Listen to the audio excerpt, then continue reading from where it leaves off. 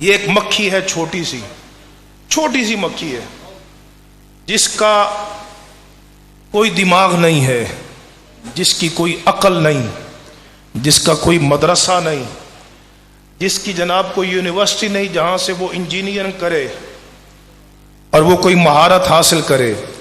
وہ چھوٹی سی مکھی پہاڑوں میں، درختوں میں، اونچی جگہوں پر ایک چھتا بناتی ہے، گھر بناتی ہے۔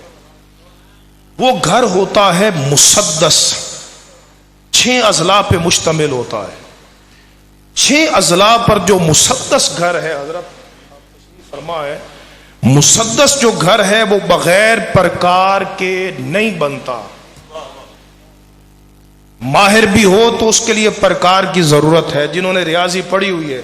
مسدس جو گھر ہے، لیکن وہ مکھی بناتی ہے۔ اچھا، مسدس کیوں بناتی ہے؟ کہ اس میں شہد کا ذخیرہ زیادہ ہوتا ہے، شہد کا ذخیرہ زیادہ ہوتا ہے۔ وہ مکھی وہ گھر بناتی ہے، وہ مسدس ہوتا ہے۔ پھر وہ مکھی جاتی ہے دور دراز علاقوں سے، پھلوں کے پھولوں کے رس چوستی ہے، جن میں جو پھولوں کے رس ہوتے ہیں پھیکے ہوتے ہیں، ان میں مٹھاس نام کی شے نہیں ہوتی۔ وہ پھیکے رس اپنے پیٹ میں جمع کر کے اسی راستے پر واپس جا کر وہ اس میں اپنے گھر میں جا کر اس پھیکے رس کو انڈیلتی ہے۔ رب کائنات اسے میٹھے شہد سے تبدیل فرما دیتا ہے۔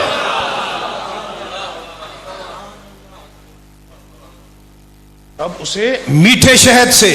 اب قرآن ہمیں یہ دعوت دیتا ہے سوچنے کی، ہم نے کبھی قرآن پڑھا ہو تو تب نا، ہمیں تو فرصت ہی نہیں ہے۔ یہ تو موت کے بعد پتا چلے گا قرآن کتنی عظمتوں والی کتاب ہے، موت کے بعد۔ لیکن ابھی سمجھ جائیں تو بہتر ہے۔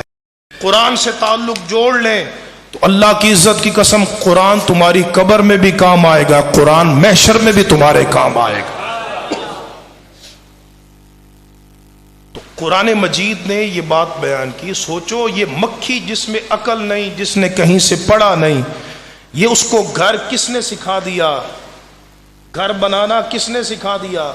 یہ کس نے سکھایا کہ مسدس بنائے؟ یہ کس نے سکھایا دور دراز علاقوں سے جا کر رس چوس کر آئے؟ یہ کس نے سکھایا کہ وہ رس واپس اس چھتے میں انڈیل دے؟ تو قرآن کہتا ہے وَأَوْحَى رَبُّكَ إِلَى النَّحْلِ أَنِ اتَّخِذِي مِنَ الْجِبَالِ بُيُوتًا۔ فرمایا اس میں نہ مکھی کا کمال ہے، نہ چھتے کا کمال ہے، یہ تیرے رب کا کمال ہے جس نے مکھی کے دل میں یہ بات